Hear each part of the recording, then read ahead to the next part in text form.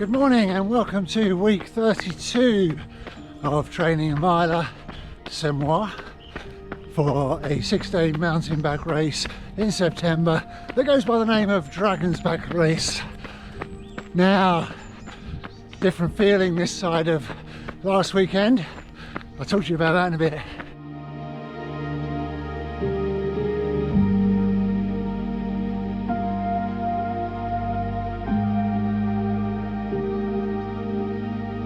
Okay, so proper chat now. First of all, so glad to be entering week 32, the other side of having recce'd Trevan and Crib Goch, and to be fair, a couple of the other climbs and ridges which were quite interesting. So, how do I feel? How did I feel about the experience? First of all, I actually was surprised by how much physicality it needed out of me. I'd had a relatively easy week because of foot heel pain injury leading up, and yet the climbing set off loads of cramps through the night on Saturday night, and yeah, it was probably down to me not taking enough salt tablets on the Saturday. But even so, really quite a workout. It's the big sort of steps and pushing off with your straighten up your leg with your quads, which yeah, so basically the lesson there for me, loads more general conditioning. So that's where strength work I think really will help. And didn't feel so doddery, didn't even feel that wobbly, to be honest, which was one of my concerns with my hearing. And when I get visually with big drops, I normally feel a bit wobblier than I did.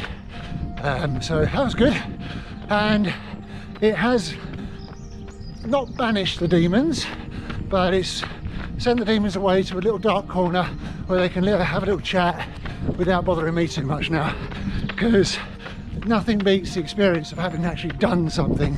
It takes all of the wild imagination away that your mind will conjure up from watching fisheye YouTube videos, and when you get there in the reality, yeah, you feel, I never felt unsafe.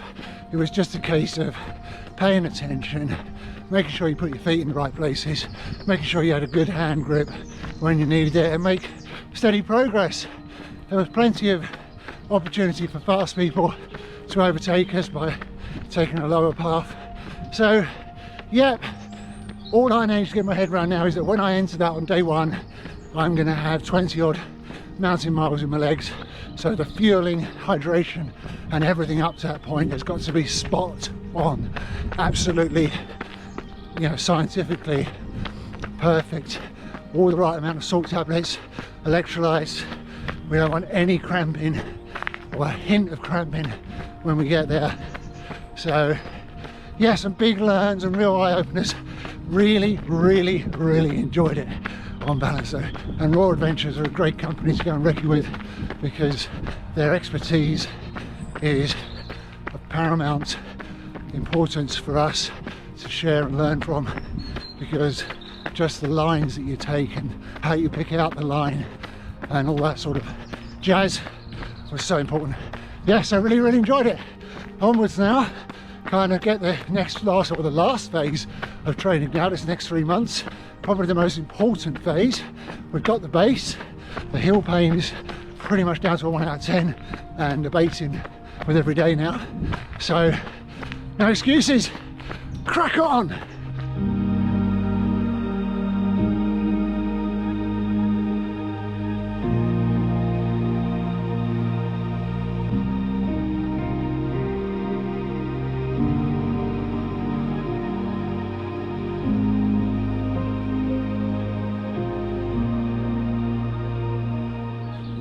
Morning folks, welcome to Wednesday. It's the long run. This is only going to be a 10, not a 15.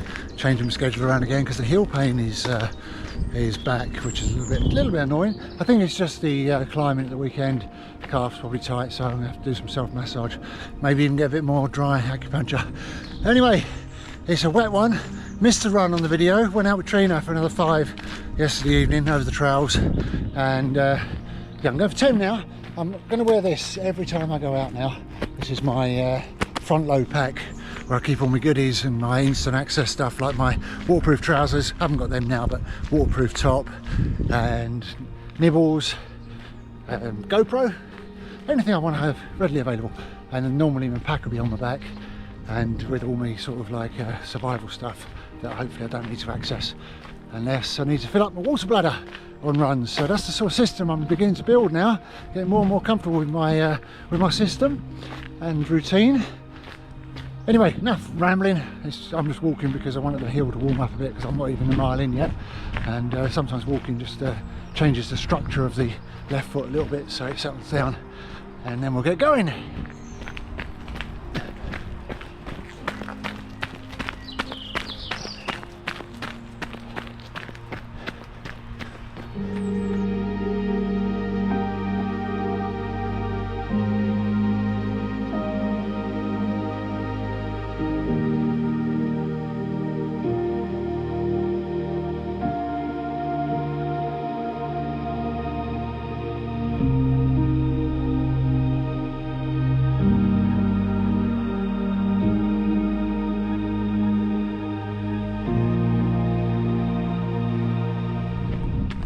Hello again, viewer. Now let me tell you, I am so tired this morning. If I wasn't training for Dragon's Back, I'd have turned back after 2 miles and called this a 4. But my mentality is now is such that I just have to tell myself, you're gonna feel tired for sure during that 6 day, and these are the training runs when you really don't want to go and you're absolutely exhausted. It's first thing in the morning, it's grey miserable. You've just got to keep to the plan, keep moving. Doesn't matter that I've slowed down to 10.5s and I'd normally knock this out in under 9s. Doesn't matter one bit, just do it, one foot in front of the other. So that's what I'm doing, and that's the sort of, I think these sort of lessons I'm learning on this Dragon's Back training will live with me now all through all of my training for events. It's changed my whole attitude, mindset and approach generally. It's a big positive, huge positive. This whole journey so far has been a huge positive impact.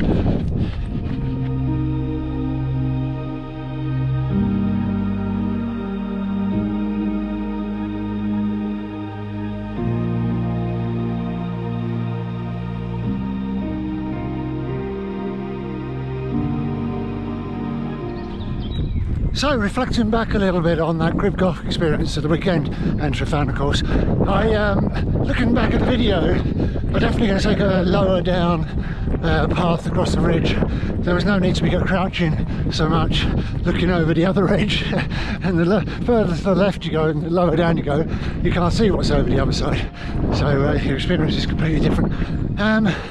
But yeah, I'm hoping Isabel is going to be up for a whole day one recce over 2 days, because I want to find my own line up there without following guides, now that I've got the experience of picking a line thanks to Raw Adventures and their guidance. Because it's all very well, I think on the day I didn't pay enough attention. I was kind of following the person in front of me, whereas I need now to get out there and just pick a line myself. So hopefully, Izzy, if you're watching this, we've got a set weekend and get that done.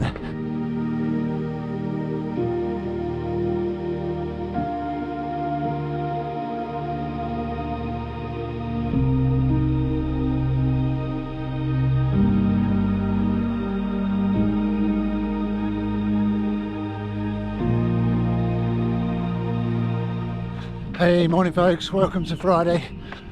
I don't know what's happening to me, I'm forgetting to take my GoPro on most of my runs now.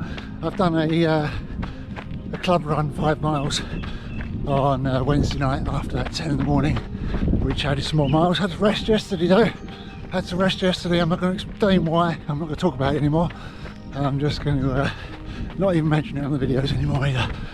So, but if you see my head bobbing up and down a bit more than usual, you probably know why. Anyway, this is going to be an 8 miler. Training back Friday morning, a bit cooler today, not so much sunshine.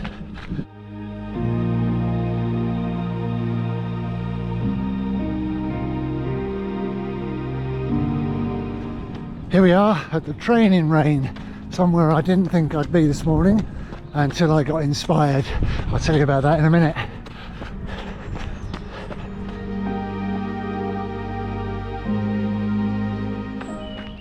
Okay, let's talk about how I got inspired to go to the train today. First of all, I was down at 2 miles in, my foot started warming up, and I decided that I was feeling extraordinarily tired, and I'd kind of got it in my head, I was walking, I kind of got it in my head that I was going to just do 4 miles of walking and jog back if I felt like it sometimes, certainly not the train and back. Anyway, before I tell you what changed my mind, I'll just share a little bit about my philosophy because it will feed into this. My philosophy is all is mind, there's only one mind. I mean, you could say all is God, but people have different definitions of God, and that can mess with their minds when you start talking like that. But we all experience a mind, and we assume it's our own personal mind, but it's not too much of a leap to consider that mind you're experiencing is actually the mind, the one mind, which joins us all together. And the great thing about that philosophy, and in my mind, that reality, is that it can show up in all different ways whenever it feels like it. So if you're seeking inspiration, the barista boy in Costa Coffee could say something to you that seemed insignificant, but on reflection is just what you needed that day. Anyway, so I'm running along, see one of my Grange Farm and runners folk, and she's been through some things that got in the way of her running lately, but there she was, out running, inspiring, considering what she went through. And I thought to myself, God Bennett, really, here you are walking, you're not injured, your foot's warmed up, foot feels good, and you're walking because you feel tired. Goodness me. So after I left her, started jogging, and then I thought, well, maybe I'll go 6 miles.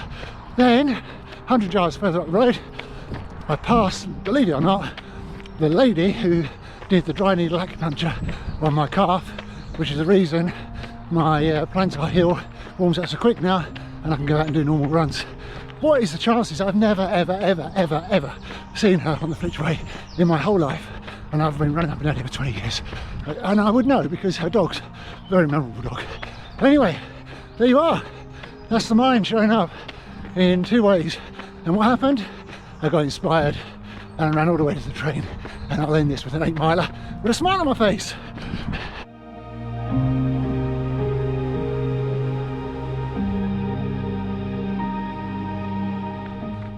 Now, the other fascinating thing about that inspiration is, as soon as I was inspired, an incredible amount of an energetic surge comes through the body, and your stride changes and you feel all uplifted.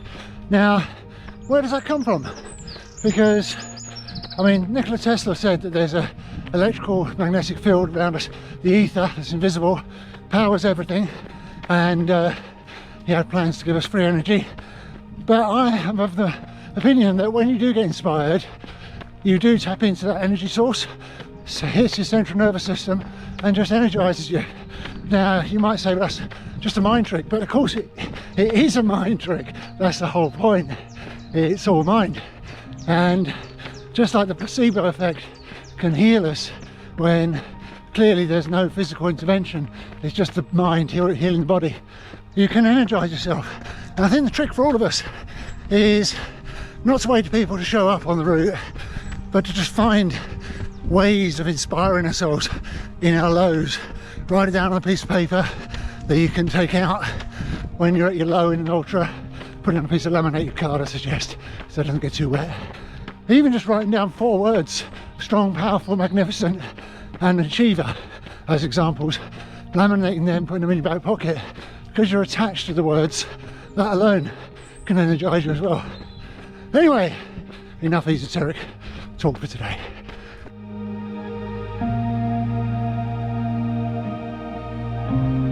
Morning all, welcome to Saturday, and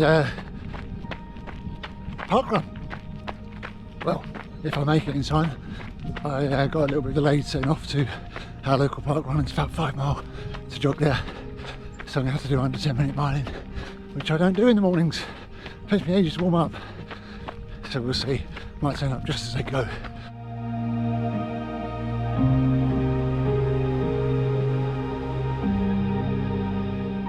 Oh no.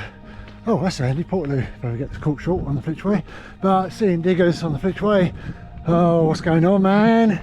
Just had this surface put down, don't dig it up again. What do you reckon, folks? Am I going to make it to parkrun? It is halfway, 2.5 miles to go.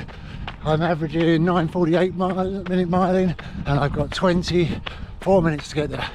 I think just as they line them up, I'll arrive. That was funny.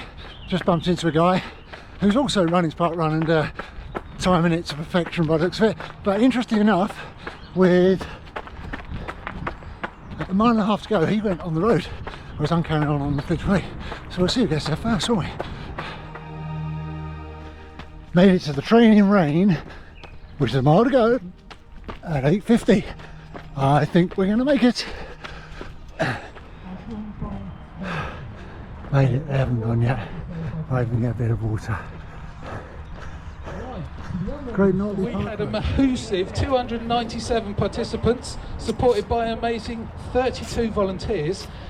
20, that's a big number, 20 of our finishers completed their very first parkrun. Have any of the 20 returned this week?